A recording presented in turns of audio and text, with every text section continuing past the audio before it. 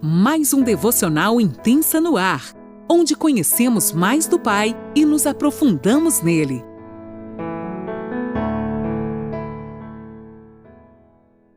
Bom dia, mulheres! Mais uma quinta-feira se inicia e eu, Laninola, que falo de Criciúma, Santa Catarina, estou aqui com você, aprendendo mais um pouquinho, acrescentando mais um pouquinho a nossa mochila do conhecimento do Espírito Santo para a minha e para a tua vida. Convido você agora a me acompanhar no capítulo 17 de Mateus, a partir do versículo 1. Hoje nós vamos mergulhar mais um pouquinho no profundo do oceano de Deus. Amém? Então vamos lá, eu vou estar lendo na NAA, você pegue sua caneta, seu caderninho e a palavra de Deus. Não deixe nada escapar. Deus tem falado conosco nos detalhes e eu creio que hoje Ele vai falar muito mais. Hoje vai ser sobre a transfiguração de Jesus. E uma dica para você, se quiser aprender um pouquinho mais sobre isso que a gente vai estar estudando hoje, está também em Marcos, no 9, do 2 ao 8, e também em Lucas, no 9, do 28 ao 36. Bora lá, vamos aprender, queridas? 6 dias depois, Jesus tomou consigo Pedro e os irmãos Tiago e João e os levou em particular a um alto monte. E Jesus foi transfigurado. A gente conhece tanto, né? Jesus no Monte da Transfiguração. Diante deles, o seu rosto resplandecia, aleluia, como o sol, e as suas roupas se tornaram brancas como a luz. E eis que lhes apareceram Moisés e Elias falando com Jesus. Então Pedro, tomando a palavra, disse a Jesus: Senhor, bom é estarmos aqui. Até eu, né, gente, que não queria estar lá.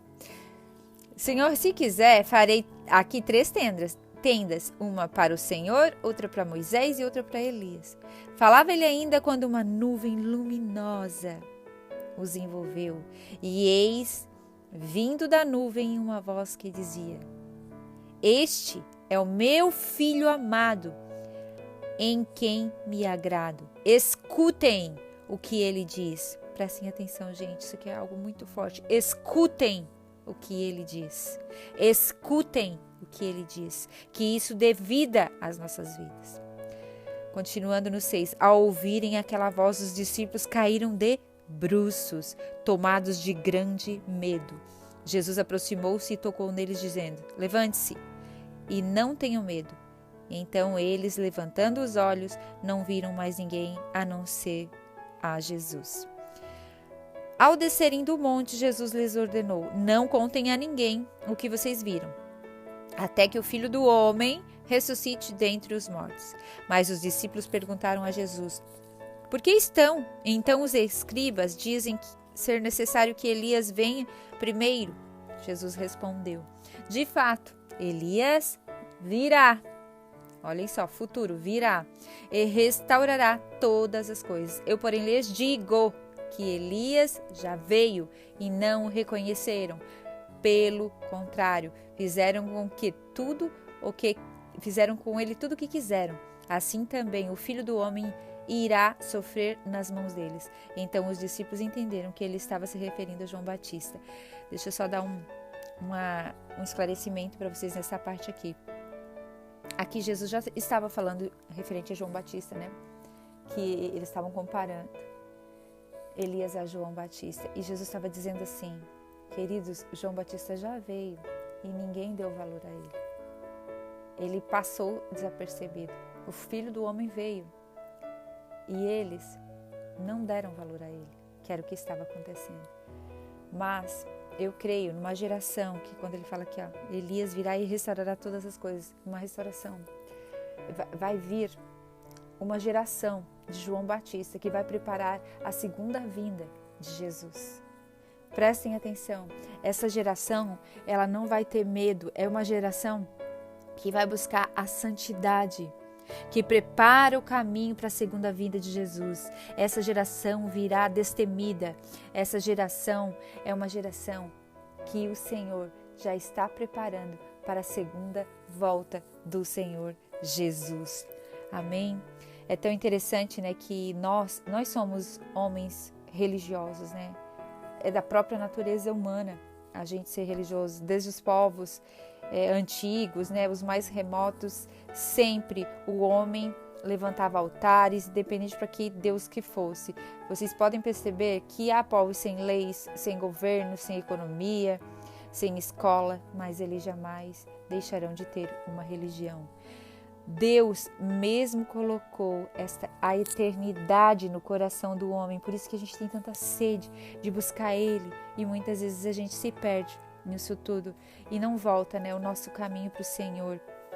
Várias religiões pregam pelas obras, outras pela graça, mas o cristianismo é a revelação que o próprio Deus faz de si mesmo e do seu plano redentor. Que a gente possa estar atento a isso, sabe? Não ficar olhando, porque vocês percebem que aqui eles tiveram uma visão, tanto de Moisés quanto de Elias, né? Que Moisés representava o legislador, né?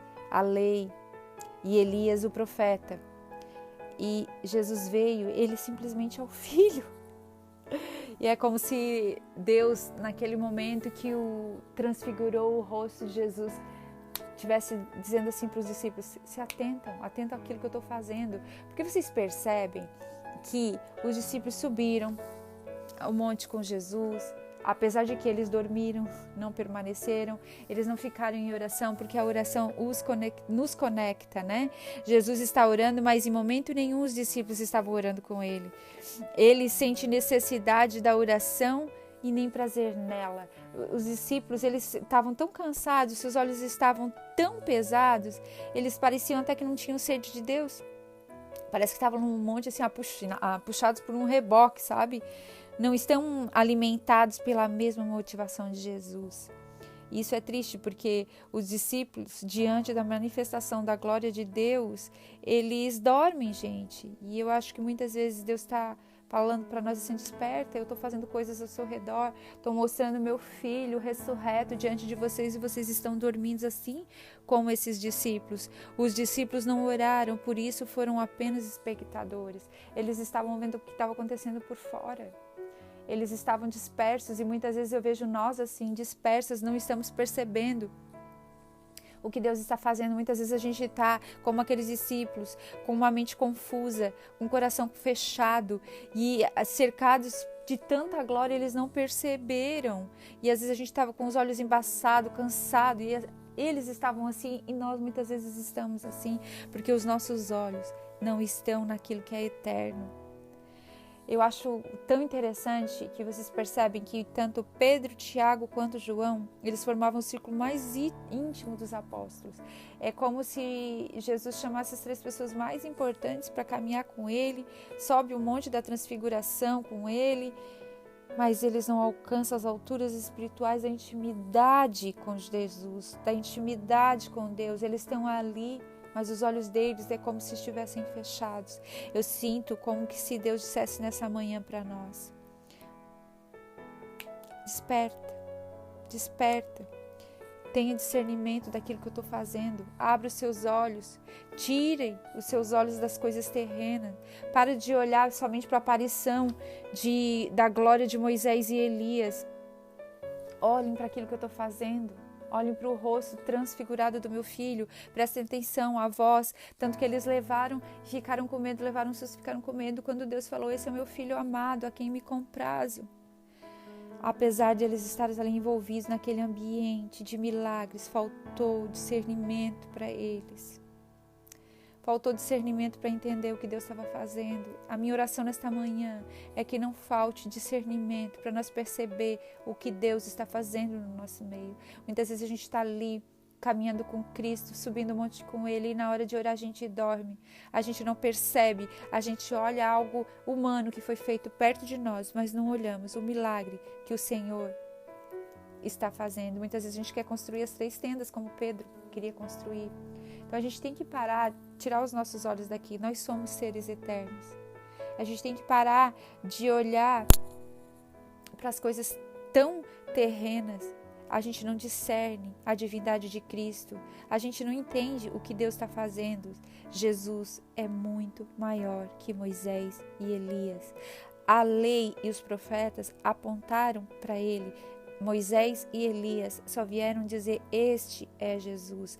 Tanto Moisés quanto Elias, tanto a lei como os profetas tiveram seu cumprimento em Cristo. Você entende isso?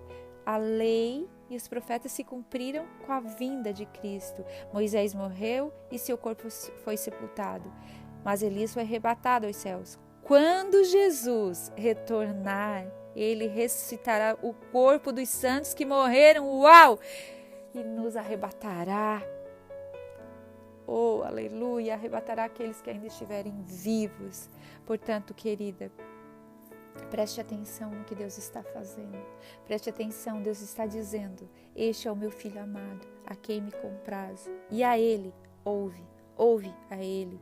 Jesus não pode ser confundido com homens, ainda com que sejam homens mais ilustres. Os melhores homens não passam de homens mesmos em seus melhores momentos. O Filho de Deus é o único a quem o Pai se compraz. A agenda daquela noite, naquele monte da transfiguração, aquela agenda era a agenda de cruz. Jesus só estava dizendo assim: eu vou anunciar a eles, mas eles não entenderam. Então, nesta manhã, que a gente entenda que Cristo não morreu porque Judas o traiu por dinheiro, porque os sacerdotes o entregaram por inveja, ou porque Pilatos ordenou tanta covardia. Ele voluntariamente se entregou por suas ovelhas. Aleluias pela sua igreja, pelas nossas vidas. Obrigada, Jesus. Obrigada pela morte de cruz. Abre nesta manhã os nossos olhos, os nossos ouvidos, e que a gente possa entender e não passar mais de largo, não passar desapercebido. Nos dá, Senhor, graça e sabedoria para entender tudo aquilo que Tu estás fazendo na nossa vida e através das nossas vidas, tudo aquilo que Tu está fazendo em nosso meio, Senhor. Que nós não venhamos perder o momento, que nós não venhamos perder o tempo em que Tu estás falando conosco. Amém? Deus te abençoe, querida, e um ótimo dia.